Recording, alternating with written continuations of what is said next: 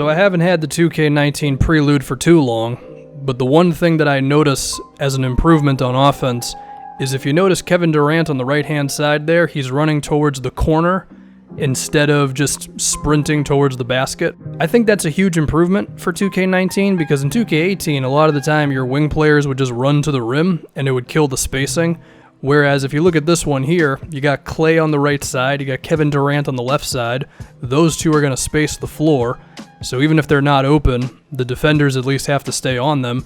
And then that allows other guys like DeMarcus Cousins to go to the rim. I mean, if you remember in 2K18, it would be like 2 or 3 guys would run to the basket and it would just, you wouldn't have like an actual play towards the rim because there would just be too many people. You couldn't get an open shot or whatever.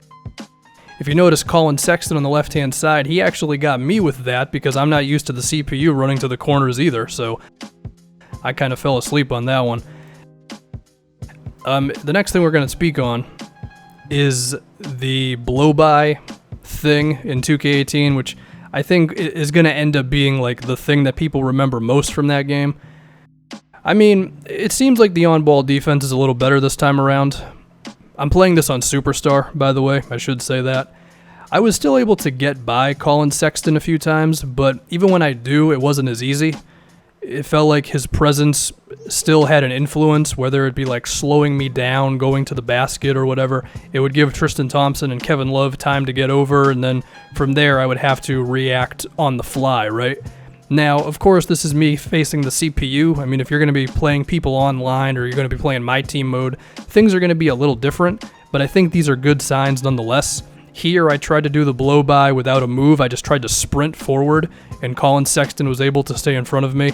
We remember that in 2K18, you would just get that one animation where you would just kind of go by the guy, and he would barely even slow you down, whereas this time around, it seems to be a bit more favored towards the defense, which I'm okay with. Colin Sexton, of course, being thought of as a pretty damn good defensive rookie. I mean, the defenders are always going to make a difference here. Now, on this possession, not too much difficulty. ISO with Kevin Durant on Chetty Osman. You hit him with a spin move, and that's a bucket.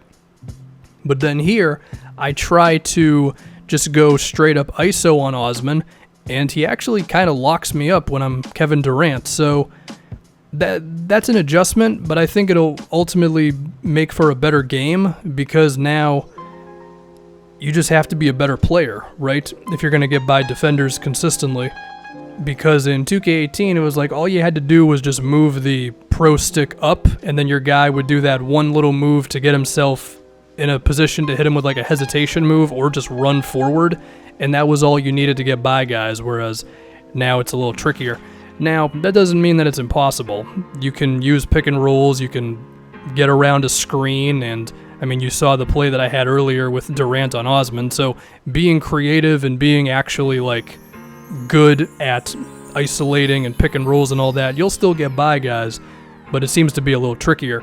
This one opened my eyes a bit, where I couldn't even get by Kevin Love with Steph Curry.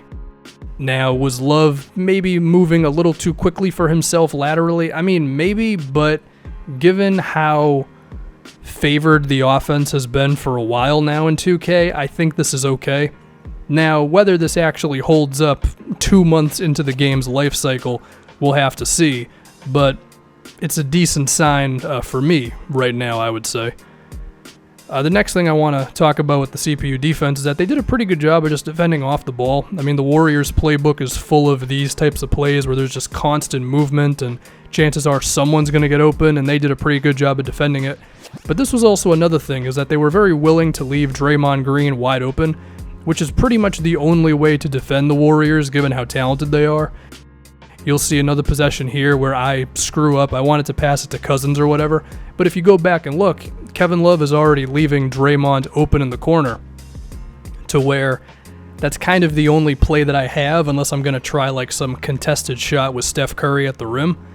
There was another possession this time around. And I mean, this is what you would want to do, which is you just get Draymond that wide open mid-range. But I think the biggest thing that this says is that the defense is just a little smarter, where they know which guys to stay glued to and which guy to leave, which they did sometimes in 2K18, but they were nowhere near consistent enough with it, right? So maybe now your CPU teammates won't screw up possessions as much. we're going to look at this here when I was Draymond defending JR to show you that it's not like defense is just going to be a walk in the park this year, because I messed up right at the end there and allowed JR to get by me. It didn't feel as much like I was playing on ice skates, which I think was a bit of a problem in 2K18. It did feel like I had more control. Of course, Draymond is one of the best defenders in the league, and I still managed to mess up with him, so it is possible to get beat. It's not like defense is just going to be super easy this time around, but it does feel a little smarter, and I think overall the game does feel a little better. We'll have to see if it holds up.